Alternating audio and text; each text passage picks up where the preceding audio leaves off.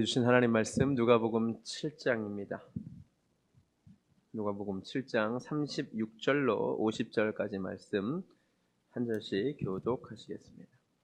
한 바리새인이 예수께 자기와 함께 잡수시기를 청하니 이에 바리새인의 집에 들어가 앉으셨을 때에 그 동네에 죄를 지은 한 여자가 있어 예수께서 바리새인의 집에 앉아 계심을 알고 향유 담은 옥합을 가지고 와서 예수의 뒤로 그 발 곁에 서서 울며 눈물로 그 발을 적시고 자기 머리털로 닦고 그 발에 입 맞추고 향유를 부으니 예수를 청한 바리새인이 그것을 보고 마음에 이르되 이 사람이 만일 선지자라면 자기를 만지는 이 여자가 누구며 어떠한 자 곧 죄인인 줄을 알았으리라 하거늘 예수께서 대답하여 이르시되 시몬아 내가 네게 이를 말이 있다 하시니 그가 이르되 선생님 말씀하소서. 이르시되 빚주는 사람에게 빚진 자가 둘이 있어 하나는 500데나리온을 졌고 하나는 50데나리온을 졌는데 갚을 것이 없으므로 둘 다 탕감하여 주었으니 둘 중에 누가 그를 더 사랑하겠느냐. 시몬이 대답하여 이르되 내 생각에는 많이 탕감함을 받은 자니이다. 이르시되 내 판단이 옳다 하시고 그 여자를 돌아보시며 시몬에게 이르시되 이 여자를 보느냐. 내가 내 집에 들어올 때 너는 내게 발 씻을 물도 주지 아니하였으되 이 여자는 눈물로 내 발을 적시고 그 머리털로 닦았으며 너는 내게 입 맞추지 아니하였으되 그는 내가 들어올 때로부터 내 발에 입 맞추기를 그치지 아니하였으며 너는 내 머리에 감람류도 붓지 아니하였으되 그는 향유를 내 발에 부었느니라. 이러므로 내가 네게 말하노니 그의 많은 죄가 사하여졌도다. 이는 그의 사랑함이 많음이라. 사함을 받는 일이 적은 자는 적게 사랑하느니라. 이에 여자에게 이르시되 내 죄사함을 받았느니라 하시니 함께 있는 자들이 속으로 말하되 이가 누구이기에 죄도 사하는가 하더라. 예수께서 여자에게 이르시되 내 믿음이 너를 구원하였으니 평안히 가라 하시니라. 매주 누가복음 말씀 함께 읽어갑니다. 오늘 27번째 전합니다. 초대와 환대, 정죄와 용서라는 제목으로 하나님의 말씀 함께 나누기 원합니다. 먼저 이 초대와 환대 이 부분에 집중하여 말씀을 나눠보겠습니다. 36절을 한번 보시겠습니다. 한 바리새인이 예수께 자기와 함께 잡수시기를 청하니, 영어로 보면 그냥 invite입니다. 그렇죠? 이 바리새인이 예수님을 집으로 초청했습니다. 초대했습니다.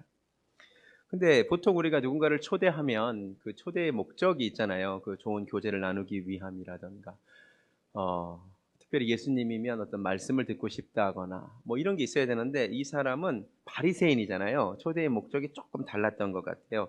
39절에 이 사람의 속마음이 조금 나와요.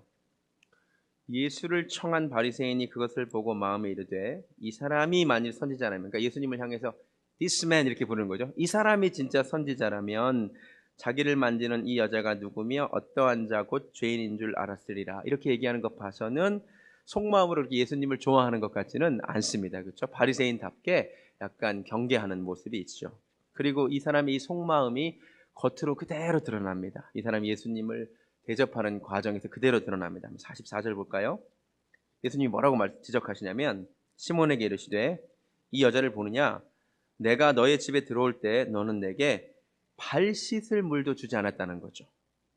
이스라엘 사회에서 샌들을 신고 다닌답니다. 양말을 안 신고 샌들을 신고 다니는데 건조하고 먼지가 워낙 많기 때문에 발이 워낙 더러운 거예요. 제가 언젠가도 한번 보여드린 적이 있는데 발이 더럽기 때문에 한 사람이 집에 초청을 받아 들어가면 기본적인 대접이 발 씻을 물을 주는 거예요. 이거는 상식적인 대접인 거예요. 그런데 이 바리새인은 예수님을 초청은 해놓고는 뭘 안 준 거예요? 팔 씻을 물도 안 준 거예요. 이거는 기본적으로 대접을 안 한 거예요. 그죠? 또 계속해서 말씀하십니다. 45절에 너는 내게 입맞추지도 아니했다는 거죠. 이스라엘 사람들에게 입맞춤, 이 가벼운 입맞춤은 그 인사죠. 아주 친근함의 표시. 근데 초대는 해놓고 입맞춤도 생략해.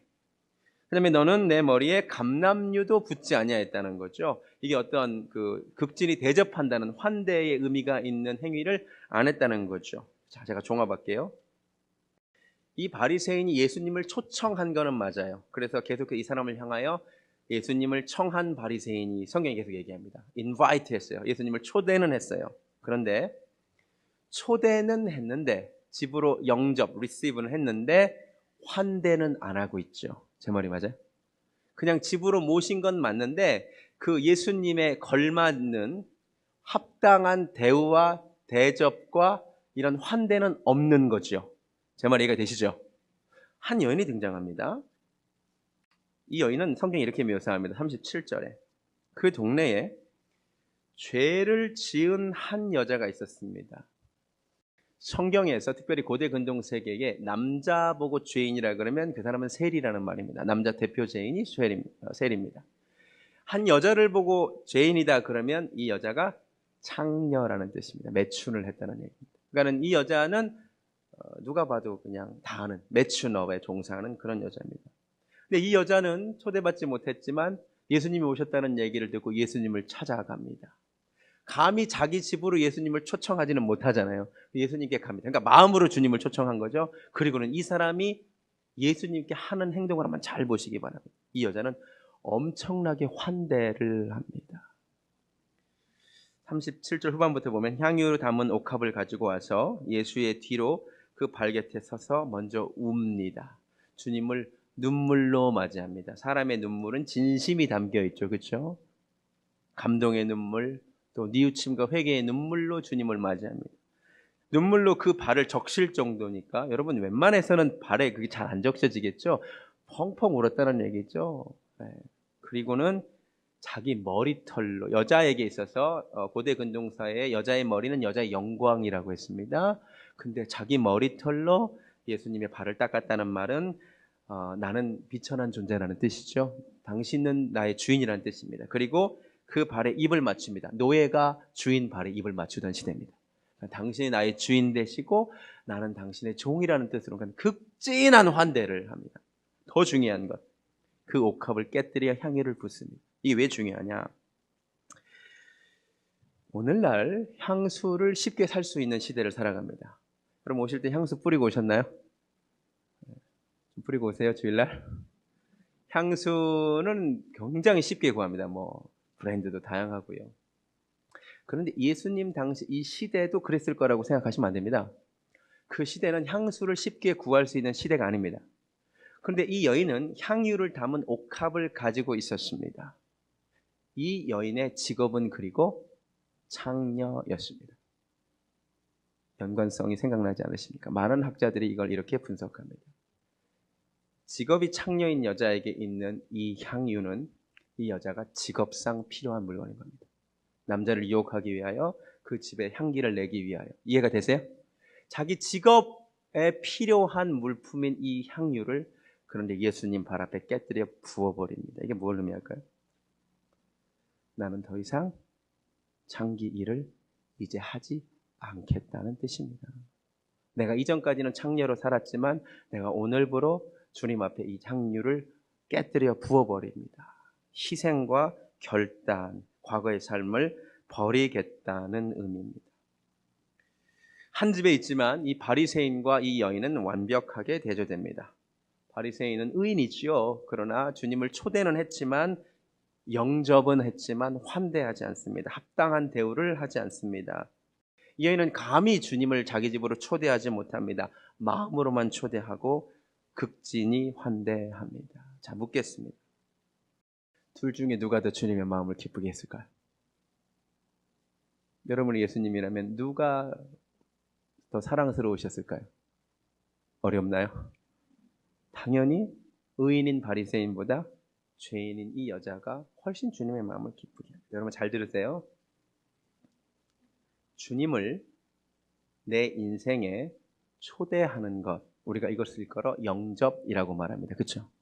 우리가 보통 그래서 전도를 어떻게 하냐면 복음에 대해 설명한 다음에 이제 예수님을 여러분 마음에 모시겠습니까? 그렇다고 하면 영접 기도도 따라 시키죠. 보통 그렇죠. 이게 우리가 생각하는 어떤 그런 구원의 과정입니다. 네, 귀합니다. 그런데 여러분 잘 들으세요. 여러분이 잘 모르시는 것이 있습니다. 주님을 내 인생에 초청하는 것, 영접하는 것, 그 자체가 중요하지 않습니다. 사실 그보다 훨씬 더 중요한 것은 따로 있습니다. 그게 뭐냐면 내 마음에 주님을 모셔드린 이후에 그분을 주인으로 합당하게 대우하는 것임을 깨달으시기 바랍니다. 제 말 이해가 되세요? 초청에 우리는 너무 많은 초점을 맞죠. 나 영접기도 했다 이거야. 주님을 내 마음에 모셨다 이거예요. 초청했대. 그게 중요한 게 아닙니다. 초청한 다음이 더 중요합니다. 이제 그분을 내 마음에, 내 인생에 진짜 모셨다면 그분에게 합당한 대우를 해드려야 돼요. 주님으로 진짜 대우해야 돼요. 제가 비유할게요. 대통령이 여러분 집에 오신다고 생각을 해보십시오. 뭐 그런 일은 벌어지지 않지만 여러분이 초청장을 보냈는데 청와대든 백악관이든 여러분 좋아하는 대통령 그냥 생각하세요. 다 다르니까 또. 그 대통령을 초청했는데 여러분 집에 오셨다고 쳐요. 자, 사람들한테 소문 내겠죠. 이거 대단한 일 아닙니까? 야, 우리 집에 대통령이 온다? 이게 소문 낼 일이죠. 자랑할 일이죠. 저도 자랑할 것 같아요. 야, 우리 집에 이번 주에 대통령이 와. 그리고 오면 야, 우리 집에 대통령이 왔어. 막 광고를 했어. 되게 귀한 거죠. 초청을 했어. 왔으니까. 그런데 막상 왔는데 대통령이 딱 들어오는 순간 제가 고개를 한번 까딱하고는 그 다음부터는 내 일을 봐요. 그럼 뭐 소파에 앉아있든 말든 신경을 안 써요.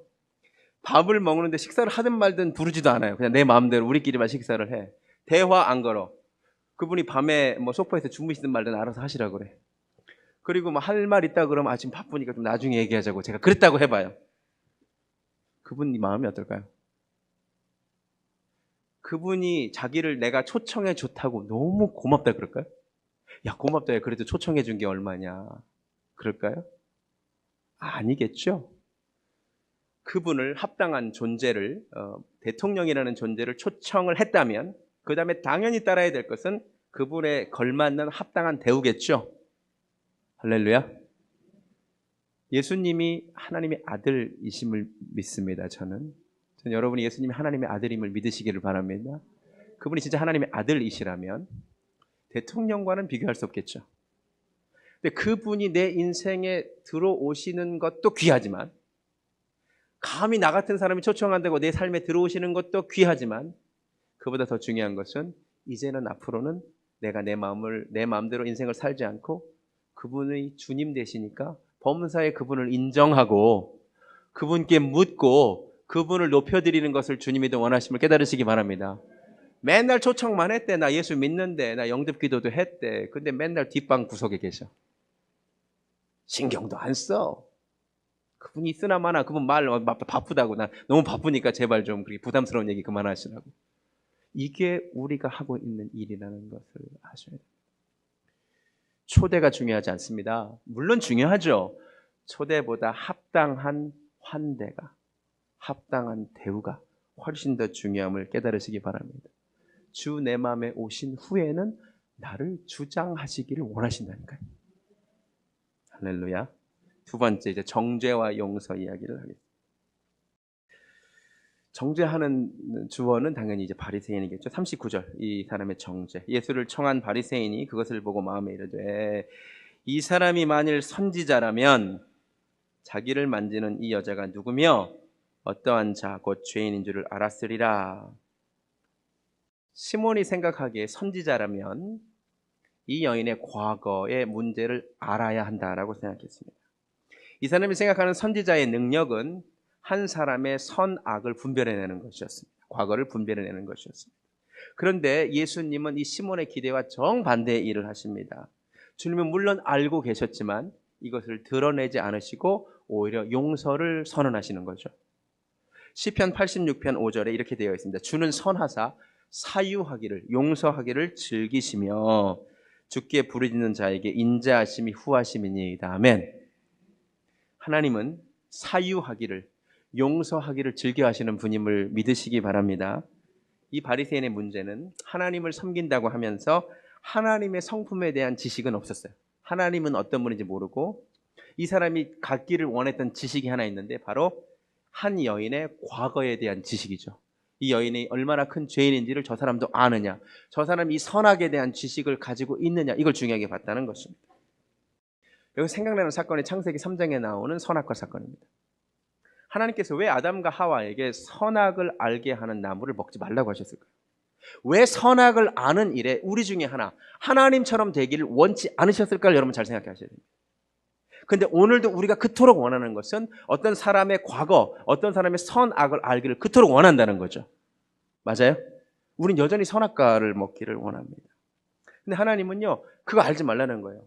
알면 불행해진다는 거예요. 여러분 실제로 여러분 어떤 사람을 만났는데 그 사람의 과거가 보여. 그 사람의 죄가 보여. 그 사람의 선과 악이 보여. 그 재앙입니다. 굉장히 무서운 일입니다. 하나님은요, 그거 원하지 않으세요. 여러분이 어떤 사람의 선, 악을 알기를 원치 않으세요. 하나님은 하나님이 하듯이 그 사람의 죄를 덮어주기를 원하십니다. 진짜예요. 하나님은 용서해 주기를 원하십니다. 구체적으로 그냥 제가 적용할게요. 우리 교회에 여러 분들이 매주 오시죠. 그러면 이제 이민사회가 어차피 또 거기서 거기고 좁고 또 과거에 그런 관계들이 있어서 새로 어떤 분이 오셨는데 여러분 중에 그분의 과거에 대해서 알고 계시는 분이 있을 수가 있죠. 또 특별히 과거가 좀 부끄러운 과거가 있을 수도 있겠죠. 그러면 여러분 마음에 어떤 충동이 있냐면 저 사람의 과거를 누군가에게 알려주고 싶은 충동이 일어요. 특별히 이건 꼭 목사님한테 알려야 돼. 진짜라니까요. 그런데요, 저한테 알려주지 마세요. 어차피 여러분이 안 해도 누가 알게 돼 있어요. 여러분이 그거 하려고 하나님께 부름받은 바가 없어요. 그냥 모른 척 해주시고 덮어주세요. 진짜라니까요. 이 말씀을 구체적으로 적용을 해야 돼요. 구체적으로. 요한복음 제가 설교하면서 요한복음이 사실 20장으로 끝난다고 말씀드렸습니다. 요한복음 20장 10절을 읽어보세요. 그 컨클루전이 있어요. 내가 주님이 행한 일이 많지만 내가 오직 이것을 기록함은 너희로 예수 그리스도가 하나님의 아들임을 믿고 너희가 구원을 받게 함이라는 이 목적까지 나오고 요한복음이 사실 20장으로 그냥 다 끝나요. 그런데 요한복음을 20장까지 쓰고 나서 사도 요한이 21장을 덧붙여요. 시간이 얼마나 흐르는지 몰랐는데 21장을 덧붙여요. 그러면서 무슨 얘기를 쓰느냐? 예수님을 모른다고 3번 부인했던 베드로가 예수님에 의해서 3번에 걸쳐서 회복된 이야기를 거기 적어줘요. 기억나세요? 제가 이 설교한 거? 그때 제가 이러면서 이렇게 얘기했어요. 천국에 가서 나중에 베드로가 마태, 마가, 누가, 요한을 만나서 누가 제일 고마웠겠냐고. 누가 제일 고마웠을까요? 마태, 마가, 누가는 좀 섭섭해요. 마태복음에도 베드로가 예수님 모른다고 3번 부인한 이야기를 자세하게 써놨어. 그것도 저주하면서 한 얘기를 마태가 그렇게 자세하게 써놨어. 마가도 자세하게 써놨어. 굉장히 길어요. 그 이야기 또 디테일하게 써놨어. 젊은 애가 뭐 쳐다보는데 다 써놨어. 누가복음을 읽어도 그 얘기 또 있어. 베드로 섭섭하죠, 사실. 요한만 베드로가 예수님을 3번 모른다고 부인한 얘기 플러스 해서 예수님이 베드로를 찾아가서 내가 너를 사랑하노라 3번 말씀하시고 내가 너에게 내 양을 맡긴다는 얘기, 베드로의 회복에 대한 이야기를 써준 사람은 요한밖에 없어요. 총각 나중에 물어봐요. 베드로한테 누가 제일 고맙냐고. 요한이 당연히 제일 고맙죠. 우리 한국 기독교에 가장 부족한 게 뭔지 아세요? 정죄가 있고 용서가 없어요. 그냥 제가 구체적으로 얘기할게요. 미국에 제가 저번에도 소개했는데 고든 맥도날드라는 아주 유명한 목사님이 계세요. 고든 맥도날드, 뭐 내면 세계의 질서와 성장, 뭐 이런 글 쓰신 분이에요. 유명한 대형교회 목사님인데 어느 날 불륜을 저질렀어요. 교회 비서랑인가? 추악한 죄죠. 목회자가 불륜을 저지르면 안 되죠. 누구도 안 되죠, 물론. 그런데 이분이 당연히 교회를 사임하고 교회에 쫓겨난 뒤에 3년인지 5년인지 7년인지 내가 정확히 기억이 안 납니다만 자숙의 기간을 거쳐 그분이 그 교회 강단에 다시 복귀했어요.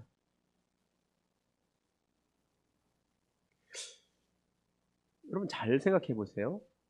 불륜이라고 하는 아주 추악한 죄를 저지른 건 맞지만 시간이 흘러 그분이 하나님 앞에 회개한 뒤에 교회가 그분을 용서하기로 결정하고 그분이 다시 강단에 복귀했어요. 요한복음 21장을 그 교회가 쓴 거예요, 사실은. 슬프게도 제가 한국 교회에 그런 사례가 있다고 들어본 적이 없어요. 언론을 통해서 친하게 들은 얘기는 이런 거예요. 어떤 목사가 범죄했다, 어떤 목사가 뭐 불륜했다, 어떤 목사가 뭐 사기쳤다. 그 부분 들으면 진짜 목사들 다 나쁜 놈들 같아요, 진짜로. 맨날 그런 얘기만 무지하게 많이 해요. 침소몽대도 많고요. 어떤 사람이 넘어짐에 대해서는 그렇게 관심이 많아요. 그런데 저는 한 번도 바로 그 사람도 회복시키고 고쳐 쓰기를 원하시는 하나님의 마음에 대하여 반응해서 그 사람이 다시 용서받고 회개해서 강단에 복귀했다는 얘기는 들어본 적이 없어요. 한번 구체적으로 한번 생각을 해보자요. 오늘날 만약에 그런 일이 있고 한다면 여러분 마음속에 거부감이 먼저 들어요. 어딜 감히. 그렇죠. 그렇죠. 우리가 이 여인이 용서받은 것은 아멘하고 귀하다 그러면서 막상 현실 속에 이런 일이 벌어지면 우리는 바리새인을 닮은 거죠. 진짜로. 우리는 바리새인을 훨씬 많이 닮았어요. 정죄하는 일. 중세 수녀원에 어떤 일이 있었냐면 한 수녀원에 한 여인이 들어왔어요. 수녀로. 이제 수녀로 왔다는 거는 이제 그래도 이제 새 삶을 살겠다는 건데 며칠이 지났는데 수녀원에 소문이 파다하게 돌았는데 이 여인의 과거 있는 여자야. 이 여인이 매춘을 하던 여자라. 그러니까 수녀들도 똑같이 다 이제 수근수근하는 거예요. 수근수근. 여기도 수근수근. 그렇대 수근수근. 수녀 원장이 수녀들을 다 불렀답니다. 니네 지금부터 가서 산 뒤로 가서 조그만 돌 20개씩 다 주워와라. 그리고 너 새로 들어온 너는 수녀원 앞에 있는 큰 돌 하나 가지고 와라. 다 다른 수녀들이 뒷동산 가서 20개씩 다 조그만 자갈들을 주워왔고 이 수녀가 큰 돌을 가져왔답니다. 그러면서 수녀 원장이 이렇게 설명합니다. 이 돌들은 너네가 지은 죄를 의미한다. 그랬더니 수녀들이 봐. 수녀 원장도 알고 있었어. 쟤는 큰 죄를 지은 걸 알고 있었어. 그런데 예수 그리스도 앞에 용서받지 못할 죄가 없다. 다 용서받을 줄로 믿는다 그랬어요. 그래서 지금부터 용서받았다는 표시로 각자 주워온 곳으로 그 돌들을 제자리에 갖다 놓으라 그랬어요. 이 여인 하나만 제자리에 갖다 놓을 수 있었어. 다른 여자들은 어디서 주워왔는지를 모르겠는 거예요. 여러분, 우리가 하나님 앞에 기억되는 큰 죄가 있죠. 그러나 기억도 못하는 작은 죄들은 무수히 많습니다. 모아놓으면 큰 죄만큼 많습니다. 우리는 내가 기억도 못하는 작은 죄도 용서받았다는 것을 알면서 그냥 다 기억되는 큰 죄만 정죄하는 경향이 있습니다. 주님은 우리를 용서하기를 원하십니다. 네, 죄를 많이 지었더라도 너의 많은 죄가 사하여졌다라는 이 은혜가, 여러분 이게 사실 이게 진짜 감동이 되려면요, 이 가운데 사실 과거가 있고 큰 죄가 있는 사람, 이게 사실 큰 복음이고 위로고 감사해요. 왜냐하면 나의 큰 죄가 여러분 예수 안에 용서받지 못할 죄가 없습니다. 우리 교회는 진짜 별로 죄 지은 사람이 많지 않으신 것 같아요. 여러분이 어떤 죄를 물론 이건 악용하면 안 돼. 내가 어떤 죄를 지어도 어차피 나 용서받을 거니까 요 생각하고 또 죄 지으면 그건 또 더블로 벌을 받아요, 하나님께. 그거 말고 내가 하나님께 어떤 죄를 지어도 그 죄가 예수 안에, 내가 주보혈 아래에 있을 때 용서받을 줄로 믿습니다. 네, 정말이에요. 이게 우리 복음의 핵심이에요. 네, 주님 우리를 용서하기를 원하십니다. 한 가지만 제가 말씀드리고 설교를 마칩니다. 50절. 예수께서 여자에게 이르시되 내 믿음이 너를 구원하였으니 평안히 가라 하시니라. 아멘. 우리의 믿음으로 우리가 구원받을 줄로 믿습니다. 그런데 그렇다고 믿음을 자랑하면 안 돼요. 내가 믿음으로 구원받았거든. 내 믿음으로 이 믿음을 자랑하면 사실 또 웃겨져요. 이게 왜 그러냐면 하나님이 우리를 구원하시기로 결정을 해주시고 하나님이 하나밖에 없는 그 아들 예수를 이 땅에 보내셔서 십자가에 못 박으시면서 우리의 죄값을 대신 치르게 해주셨기 때문에, 그 은혜가 먼저 있었기 때문에 우리가 구원받음을 믿으시기 바랍니다. 은혜가 먼저 있었어요. 하나님의 절대적이고 주권적인 계획 가운데 하나님이 예수를 우리 대신해서 죽이심으로 말미암아, 사실 내가 죽어야 되는데 내 죄를 주님이 담당하심으로 말미암아 그 은혜로 인하여, 에베소서 2장 8절에 너희가 그 은혜로 인하여, 은혜가 먼저예요. 그 다음에 믿음으로 말미암아, 믿음으로 반응한 거예요. 구원을 얻었으니 이것이 너희에게서 난 것이 아니요 하나님의 선물이라. 구원은 하나님의 선물입니다. 근데 그걸 우리가 믿음으로 받아야 될 거 아니에요. 행위에서 나는 것이 아니 누군지 자랑지 못하게 하려 합니다. 여러분 잘 들으세요. 1차적으로 우선적으로 우리의 구원이 가능한 이유는 인간이 뭘 해서가 아니에요. 믿어서도 사실 아니에요. 1차적으로 하나님께서 은혜를 베풀어 주셨기 때문입니다. 이거 헷갈리시면 안 돼요. 주님이 은혜를 주셨고 주님이 죽으셨기 때문에, 근데 그걸 내가 믿어서 그게 내게 효력을 발휘한 것 뿐이에요. 이렇게 비유할게요. 우리가 다 불치병에 걸려 있다고 쳐요. 사실 우리 죄가 동방정교회에서는 죽음에 이르는 병이라고 소개합니다. 키에르케고르가 죽음에 이르는 병이라는 책을 썼는데 그게 죄예요, 죄. 우리 모든 인간이 죽음에 이르는 불치병에 걸려 있어요. 그런데 동방정교회는 구원을 이렇게 설명합니다. 예수 그리스도께서 우리를 치료하신다는 거죠. 그러니까 이제 약이에요, 약. 여러분, 불치병에 걸려 있는데 주님이 예수님이라는 약을 먹으면 우리가 다 치료받고 구원받는 줄로 믿습니다. 자, 그러면 내가 이 약을 먹어서 치료받은 거예요? 아니면 약 때문에 치료받은 거예요? 아니, 둘 다 맞아. 내가 먹어서 치료받은 건 맞는데 내가 진짜 먹어서 치료받은 거야? 아니면 그 약의 성분이 좋아서 치료받은 거야? 어렵지 않죠, 그렇죠? 약이 좋으니까 치료받은 거죠. 우리가 믿음으로 말미암아 구원받는 건 맞는데 내가 믿어서 구원받는 것도 맞는데 1차적으로 우선적으로 하나님이 은혜를 주셨기 때문이죠. 여러분 이렇게 자랑하지 마세요. 내가 믿어서 구원받은 거라고. 이게 뭐랑 똑같냐면 내가 약 먹어서 구원받은 거라고. 내가 얼마나 잘 먹었는지 아냐고. 내가 얼마나 잘 믿는지 아냐고. 이게 중요하지 않습니다. 우리가 믿음으로 구원받는 건 맞지만 1차적으로 우선적으로 하나님이 은혜를 주셨기 때문에 우리가 구원받는 거예요. 그 은혜에 감사하시기 바랍니다. 주님의 그 은혜가 있었고 내가 그거를 믿음으로 받아서 그 객관적인 진리가 주관적으로 내게도 진리가 되는 거죠. 깨달으시세요? 절대 우리 믿음을 또 자랑할 수가 없는 거예요. 그냥 믿음으로 받은 거지. 깨닫는 은혜가 있기를 주님의 이름으로 축원합니다. 모든 사람을 주께서 구원하기를 원하셔서 모든 이에게 은혜를 또 베풀어 주셨어요. 누구든지 믿고 세례를 받는 자는 구원을 받고 믿지 않는 자는 정죄를 받게 되어 있습니다. 믿는 자 구원 받습니다. 여러분 삶에 주님을 믿는 은혜가 있기를 간절히 소원합니다. 말씀을 마칩니다. 초대와 환대는 다릅니다. 분명히 다릅니다. 초대도 중요하지만 환대가 더 중요합니다.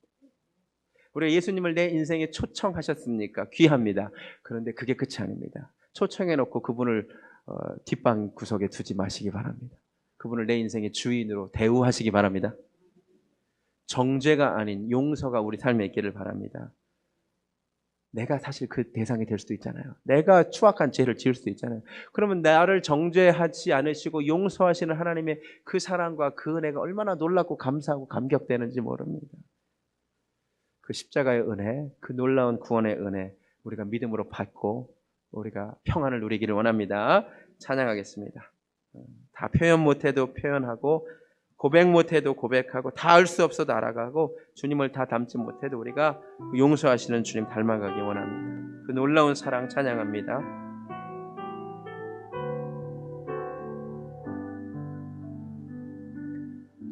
다 표현 못해도 나 표현하리라. 다 고백 못해도 나 고백하리라. 다 할 수 나 알아가겠습니다. 나 알아가리라. 닮지 못해도 주님도 닮기 원합니다. 나 닮아가리라.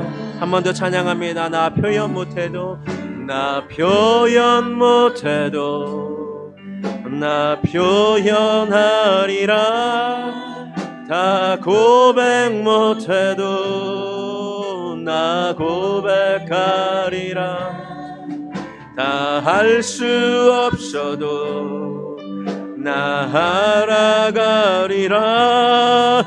다 닮지 못해도 정말 주님 닮기 원합니다.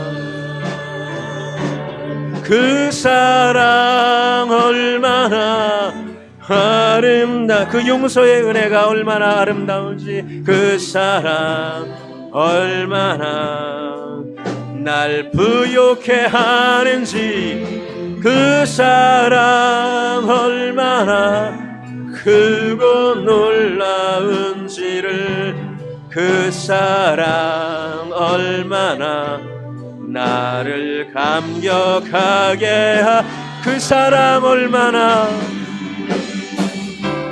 그 사랑 얼마나 아름다운지,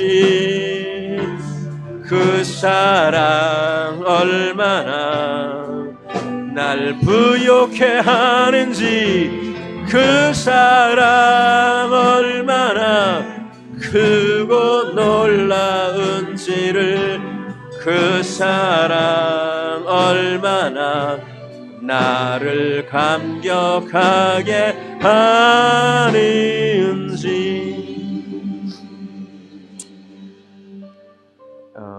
하나님, 내 인생에 주님을 모셨습니다.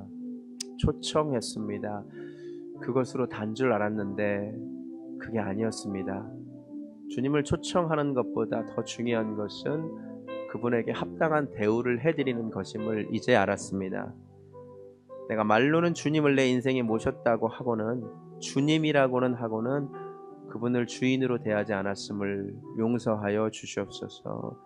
너는 범사에 그를 인정하라고 하셨는데 내가 주님을 인정하지 않고 살았습니다.